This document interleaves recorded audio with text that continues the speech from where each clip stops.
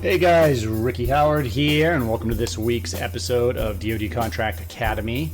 This week we're doing something a little bit different. So we're talking about requests for information and sources sought responses, but we're also doing a response. So I'm going to walk you through essentially how you can respond to one of these market research requests from the government in a time-efficient manner. So maybe before we get into this, why do you even want to do this? So if you listen to the podcast, you know where I'm going with this. But essentially, we want to make sure that we are finding opportunities before an official solicitation comes out from the government. So before the request for proposal, before the request for quote, we want to know when the agency that we're trying to work with has an opportunity for us. And there's a few ways we can do that. I cover those in other episodes, but one of those ways is looking for something called an RFI, or a sources sought. There's a lot of reason the government puts these out there. Sometimes they're looking to see what types of companies can respond and respond successfully to what they need, whether it's a product or a service. Meaning, is it a small business? Can they set this aside for a woman-owned small business? Often what they're looking for are what are the technologies available and what are the specifics that they should put into the solicitation when it comes out, right? So that's something that is underestimated by most businesses. And what I mean by that is usually the program manager on the government side is not the subject matter expert in what they're putting on contract, nor is the contracting officer. Typically, that team is the expert at putting companies on contract for the government and managing those programs. You could have a contracting officer, especially across their career, working everything from civil engineering to cybersecurity to, weapons that we're, selling overseas in our foreign military sales programs. So you get the point. The expertise is in the contracting process itself on the government side, typically, not necessarily the actual technology, solutions, services that are involved. That's your expertise. So that's what they're trying to find out from you. And what you want to do is you want to first let the government know you're there. So we know relationships are a big part of selling. So this is a way to start a relationship if you don't have one with an agency. It's a way to tell them that you can do the work, but it's also a way to cook into when a solicitation does come out, you're telling them the things you want in there, right? So if you're writing this well, you're informing them, hey, I want you to put the certifications that my guys have if I'm providing services. Or, if you have a technology that's really unique, you can say things like, hey, we have this technology, it solves the problem of X, Y, and Z.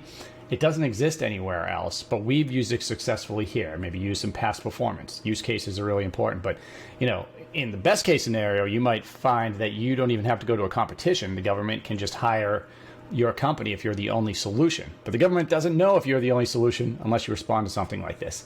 In most cases, though, you're helping the government write the solicitation. So, you're developing that relationship. So by the time it comes out, by the time an RFP comes out, they know who you are.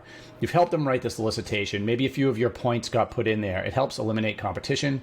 It helps inform the government of what they should really be putting on contract. And it helps you, in the end, win your contract. So now that we've basically said why we're responding, you're busy, I'm busy, right? So if you're running a business, you probably don't have time to be sitting there looking for these opportunities, putting a response together. Some of these RFI responses can be, something you work days on, right? And you probably don't have that much time. Now, if you're a business, you're up and running, you have a team, ideally you get to the place where you have a business development and sales team for the federal government. But even for them, this takes a long time. So how can we do this effectively and efficiently, whether you have a team or it's just you? And I'm going to tell you some of the ways that you can do that, some of the ways that I do that. And I'm going to walk you through it. If you're watching this on YouTube, I'm going to be doing this a little bit differently because I'm going through some of the websites I use. So, number one, searching for opportunities. Lots of ways you can do that. I've gone over tools on some of the podcasts that I use. This is a way to get somebody else to do it for you, right? So I'm on the Upwork website. If you're not familiar with that, this is a place where you can either work as a freelancer or you can hire freelancers to work for you. And you can get expertise varying from, entry level type work all the way to PhD level, people in the US that can really put solid products, written products, research products together for you. I mean, you can find someone to do just about anything that's legal on Upwork. And I use this tool all the time. I really love it. And so I'm on the website. I'm not going to go into my account. I'm just saying I use this to hire people to find opportunities for me to engage on. I have to train them a little bit, so this is at the lower level. I'm not breaking the bank on it. And I also hire people sometimes to generate the RFI response itself. Now, I do that in two ways. I can hire somebody for, higher dollar, right? Meaning I might be spending $1,000 for somebody to generate a small RFI response. And that might be someone with a master's degree that really understands the solution, that can give me the 95% solution, really. I can take it, check it, switch a few things around after I've worked with them, and then submit. That's great. And if you're in a pinch, or if it's something that you really want to make sure that you're nailing, you can do that. At the other end, you can hire somebody that maybe is going to be a lot cheaper, doesn't have the technical prowess, right? But you could train them how to write an RFI, so they could find it for you and they can put the general structure of the document together. They might give you the 40% solution, then you go in there and you fix it from there. But that in itself is a huge time save, and you might spend $50 in total for somebody to do that for you. But it's $50 well spent, in my opinion. So, okay, so we're on Upwork here. There's a lot of different things you can do. There's a way to search for talent and projects. I'm not going to get into how to use Upwork, just that you can use it for this type of thing. And there's a lot of different areas, from finding opportunities to actually doing the writing. Now, I've hired somebody on there that I work with, and now I'm on an email. If you're listening to this on the podcast, it's just an email I got this morning, and this is why I decided to do this episode. So, hey, Rick, here's an opportunity that requires, it's a data scraping, data collection management system, sam.gov. He gives me the link, and I taught him how to do this. And so now I go and I see that, I go to sam.gov and I see this is a Department of Energy opportunity. Just what he said, data collection, he said scraping. It says data collection, data management software. Now, this one is a lot different than a normal RFI or sources sought response. It's also part of the reason I'm bringing it up here, because a normal RFI or sources sought, it's going to have attachments. It's going to have a lot more information than this one has. It's going to give you, a lot of the questions. Sometimes it'll just give you a list of 10 questions they want answered. In this case, all it does is gives me a one-sentence description that they really should have spell checked before they even put on here. It says the subcontractor will develop, he has an S at the end of there. I probably shouldn't be criticizing them, but the subcontractor will develop customized software tools, in quote, spiders, to automatically navigate and gather data from retail. Now, that why that happened is because I started criticizing the way they wrote, and now I'm talking like, that guy from the Looney Tunes, retail websites. So gather data from retail websites, and they provide an online platform for managing and running the software.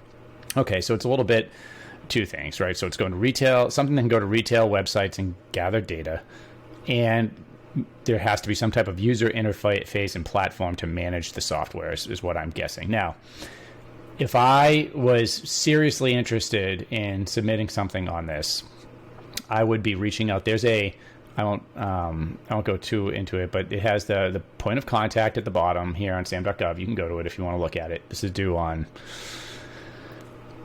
let's see here. It's due on June 13th, and I think it's June 9th today. So depending on when you hear this, it'll probably be past due. But again, the beauty of a sources sought is this isn't the solicitation. So a response to this is probably not going to equal a contract. The solicitation will probably come out in a few months or 6 months or whenever it is. So I would probably reach out to the contact here and ask them clarifying information. Hey, did you guys forget to put the more information in here? Did you forget to put an attachment in? Did you even mean to post this? So those are some initial questions I have right now. But, and you could do that. I don't want to go too far down the rabbit hole. I just want to show you how I'm going to start generating a response here.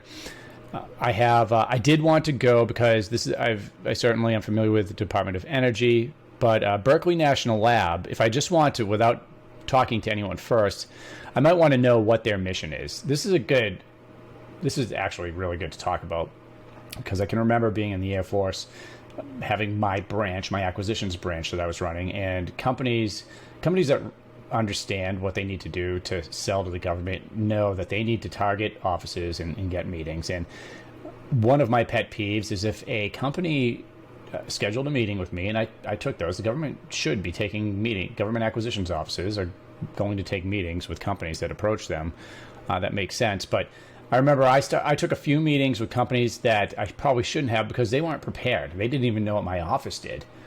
They were just hunting, right? So it was very, I don't want to say selfish, but that's what it was. They were looking for leads. They didn't know what we did. They didn't do any work on their own to figure out what my office did. And that really irritated me. And I never talked to them again after that. So what you want to do, and I'm just using that as an example, know who you're actually engaging with, right? So if you think that this is part of it, right? So if they came to me and they found an RFI that I put out there and wanted a meeting, well, now that's something a lot different. So you're already ahead of the game here. We know that they have a solution. I Googled that lab because I want to know what their mission is. And here at the Berkeley lab, it says, our research focuses on discovery science and solutions for clean energy and a healthy planet. So how does that apply to this?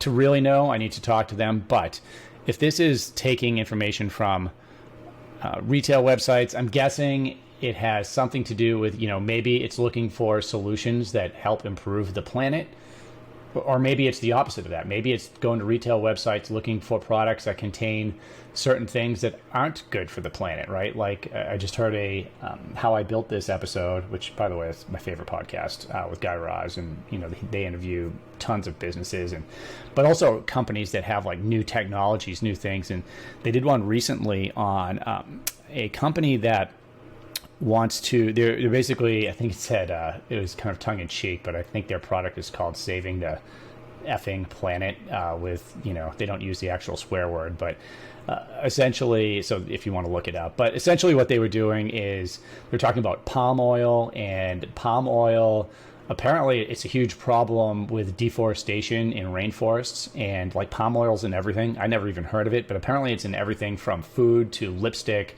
And it's just this odorless oil that just makes stuff work really well. Products work really well. And the problem is that it grows, this plant grows near the equator. And what countries are doing is burning down the rainforests so they can basically set up these palm fields where they're growing the palm plants or trees and then harvesting them and turning it into this oil, which is a multi-billion-dollar industry. Anyway, so it was about this company that was trying to bioengineer the oil, and so we wouldn't have to get it from trees. And it sounds like they were actually doing really well with that. Neither here nor there. I'm just using that as an example of, hey, maybe this is looking for products that contain palm oil, and because they're doing research, we really don't know, and the only way to know is to ask. But I'm going to go with something like, it's probably something like that. Now, how am I going to write this RFI? This really gives me nothing. It gives me no page count. It gives me no questions to answer. But what I'm going to do is I'm going to take this. I can do a couple things here. I can respond to the guy I hired, and I can tell him, hey, generate me a 5-page response based on information that I provide him. So he knows my consulting business. He knows some of the technologies that I work with. You want to just make sure that if you're dealing with someone on Upwork, I'm always very careful, right? So I never give them the information on my clients. And if I'm going to talk anything beyond something that they can just pull up on the web, then you can make them sign an NDA. You have to be even more careful if you're dealing with someone from another country, especially if you're talking about selling to the government. So just make sure that you're putting, everything in check. But for something like this, I'm going to just generate it myself. I'm going to show you another way to do this. So you could hire someone on Upwork to generate their response, okay? And you can go that way. You could, I'm going to go to, you may remember that we had somebody from USERogue, it was the owner of the company, on one of the episodes. And USERogue is a AI tool that helps you write RFI responses, source of sought responses, and proposals. And actually, he does a really good job of, I'll see his posts on LinkedIn where he'll just show how he writes an entire thing in 90 minutes. I'm not going to write the entire thing here, but I am going to show you, if you're watching this, you're going to see what we can do. So what is and by the way, this is my account. So, I pay for an account here, but I'm just showing you how this might work, right? So I want to generate a new document, and it will auto create a draft for me if I want to. It has a document title, description, and template. So the description, we know it's like one sentence, right? So I just cut and pasted it right in there. I can go back to the document title, and it was data collection and data management software. Okay. So going back to USERogue, I'm going to just plug that right into the title. Now, since I'm writing this from scratch and they gave me very little, usually you're going to have some guidance with these. You're going to have a lot more than what I've got here, which makes me think that they may have even posted this mistakenly. I don't know. So we are going to have a, let's see, intro section.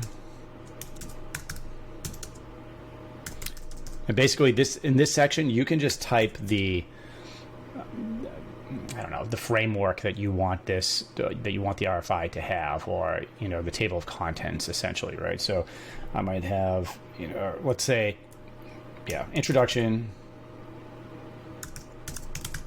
You're going to hear me type. My wife says that I type louder than anybody she's ever heard, and it really annoys her. So if you're hearing me type right now, that's what's going on. So we've got introduction. Next, we're usually talking about the technology requirements, the technical capabilities. So I might say technology overview.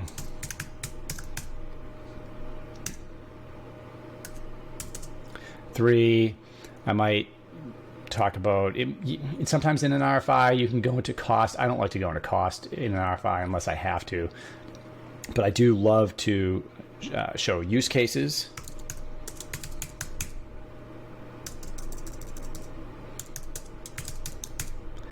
Maybe if you've been doing this a while, you might have contract vehicles. So I might put in a section like recommended, and I'm just doing this in real time, right off the cuff. Recommended contracting strategy.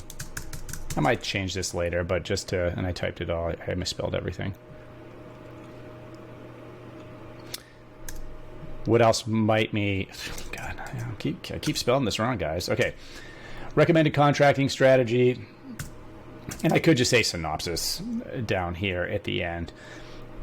I may want to include certifications that we have. I may want to include a recommended set aside, and I can put that in contracting strategy as well. For something like this, are you partnering or teaming? You might put a section in that talks about partnering or teaming.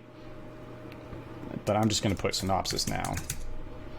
Okay, so basically I have a 5-parter here to start things off. So introduction, technology overview, use cases, recommended contracting strategy, synopsis. And I'm going to hit create, and we're going to see what happens here. So USErogue is now thinking about it. All right. And now it's actually starting to write a draft of what this response could look like.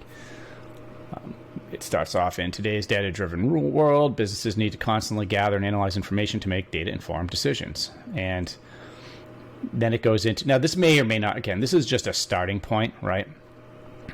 But, it's coming up with its own ideas about what should go in here, right? And that's just based on the way the software was created. But it seems to know something a little bit about web crawlers and spiders, because it actually, this is interesting. So if you're listening to the podcast, despite the fact that I only put in 5 bullets, so it didn't just generate like a Word document with 5 bullets. It generated an introduction with a whole paragraph, then a technology overview. Now, I put nothing in here regarding the technology, so it has no idea what my technology is. Now, for this section, for this demonstration, right? But I do want to point out, one of the beauties of USErogue is it will remember the documents that you put in. So you can set up a section where, let's say that you've been doing this for a while, you can load all your RFI and proposals if you want to, and it will remember all of that, and it can use it when it generates these type of documents. I believe it's the beta mode, so if I'm getting it wrong,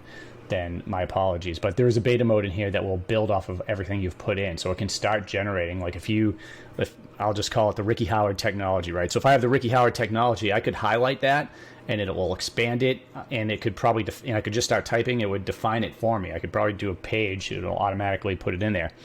So this is giving me technology overview, but beneath that, it just came up with its own subsections. 2.1, web crawlers and spiders. 2.2, data extraction and parsing. 2.3, data storage management. 2.4, online platform. Use cases. So I'm going to have to obviously get in here because it doesn't know what my use cases are, but it generated its own. It generated 5 use cases. Number 4, recommended contracting strategy. So it generated, and this is the beauty of using a tool that's designed for government contracting, this automatically put in a recommended contracting strategy. Now, this isn't the one I want, right? Because I have my own vehicles that I use, and I'm probably going to recommend a sole source contract to me if I'm submitting this, right? You got to be careful about that. If you have to have a way to actually, you don't recommend a sole source contract if a bunch of companies can do this. But if you have a way for the government to give you a sole source contract, like if you've ever won a SBIR, you can probably use that SBIR contract language to get a sole source. If you're 8A, that's another way to do it. If you have contract vehicles, you can recommend those. So there's lots there. And then it gave me a synopsis. So again, I'm not going to write the entire thing here, but now I've got a solid page, maybe more, where that I can build off of, right? And I can say, I'm going to do this just for everyone watching online, and if you're listening. So I have an introductory paragraph that looks like it's about 5 sentences long. If I go to the top, I've got something that will expand content, something that will make it more concise, and it says I can paraphrase it. So I'm going to hit expand on the introduction.